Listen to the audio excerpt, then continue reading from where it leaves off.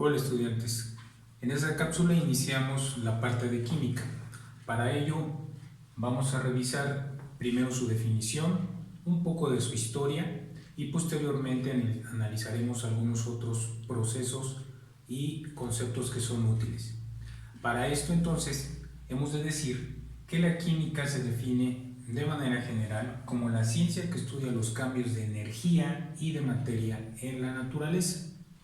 La química es tan importante como la física y la matemática en diversas partes del tiempo. Para esto, trazamos una línea de tiempo en las cuales vamos a ir revisando cuáles son los acontecimientos de la química que fueron fundamentales para poderla entender ahora, en el siglo XXI. Hemos de decir primero que la química fue concebida con una idea por los sabios griegos como aquellos 4 elementos que eran fundamentales para poder entender la naturaleza: el fuego, el agua, el aire. Posteriormente, en los egipcios se llevó a cabo grandes avances en la química, ya que descubrieron formas muy interesantes acerca de tintas, de pinturas, embalsamaron cadáveres, encontraron la forma para poder conservar los cadáveres un mayor tiempo. La parte de los chinos es fundamental para entender todo lo que es la industria de la guerra posteriormente en el tiempo, debido a que fueron capaces de encontrar la fórmula perfecta para hacer explosivo un material, es decir, la pólvora. De ahí que los fuegos artificiales chinos son de los más famosos de todo el mundo. Es también fundamental en China que se haya descubierto, por ejemplo, una clase de tinta que hasta ese momento se podría considerar que no existía. De ahí que la importancia del aporte de los chinos es fundamental.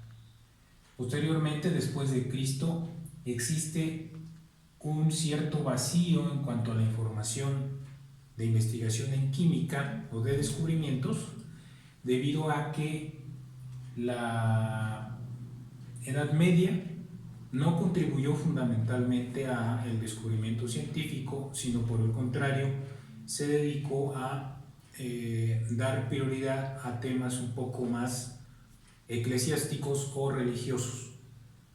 No es sino hasta el siglo XVIII que se dan varios descubrimientos muy importantes en cuanto a esta ciencia. Uno de ellos muy importante, propuesto por el físico Lavoisier, es el postulado de las leyes de conservación de la materia y de la energía. A partir de ello se dan otros descubrimientos que tienen que ver con estados de la materia. El caso, por ejemplo, estudio de los gases.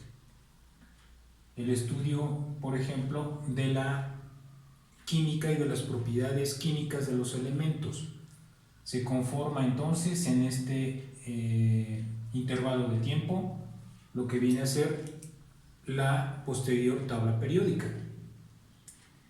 Desde finales del siglo XIX hasta principios del siglo XX se empieza a dar toda una revolución en cuanto al estudio de las partículas mínimas de la materia.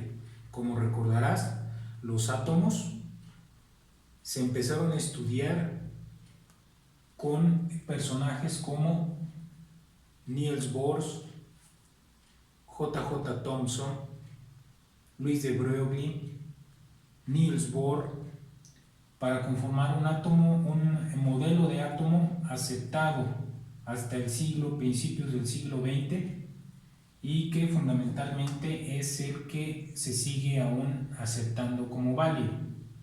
Además de esto, el estudio del átomo ha permitido entender la gran capacidad energética que tiene el desprendimiento de materia del mismo, conformando entonces fines no solamente de investigación o benéficos para la humanidad, sino también de tipo bélicos, como viene a ser el descubrimiento y la aplicación de la bomba atómica. Desde el siglo XX hasta el siglo XXI hay grandes avances en el análisis químico, no solamente para descubrir qué es lo que contienen determinadas sustancias, tanto biológicas como no biológicas. Asimismo, la aplicación de estas herramientas, en lo que se refiere, por ejemplo, a microscopía electrónica de gran avance, han permitido el estudio de materiales microscópicos y también de organismos microscópicos. La biología molecular, desde finales del siglo XX hasta lo que llevamos del presente, con ayuda de la química, ha ayudado a entender cómo el material genético puede ser en algunos casos reparado o bien ayudado a que se pueda retribuir algún daño que se le hizo. De esta manera, la química sigue constituyendo uno de los mayores avances en el pensamiento humano, no solamente por lo que ha ofrecido hasta el momento, sino también por los avances que todavía se van a lograr con ello. Te invito a que nos sigas en la próxima cápsula.